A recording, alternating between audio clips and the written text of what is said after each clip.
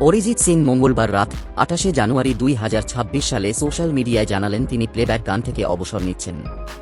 খবরটি প্রকাশের সঙ্গে সঙ্গেই ভক্তরা এবং ইন্ডাস্ট্রির সহকর্মীরা হতবাক হয়ে পড়েন।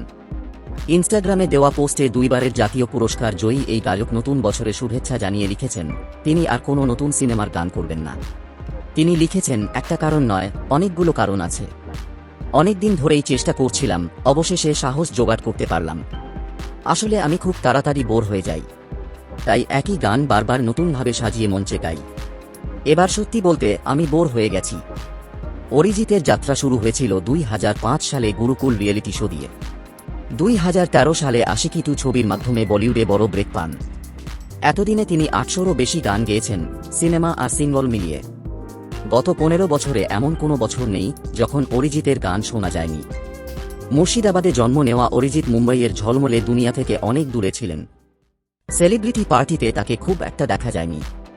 মিডিয়ায় সাক্ষাৎকারও খুব কম দিয়েছেন। সিনেমার গান মানে অনেক সীমাবদ্ধতা, প্রযোজক, পরিচালক, গল্পের দাবি, বাজারের চাহিদা। একসময় শিল্পী নিজের মনের সুরে হাঁটতে চায়।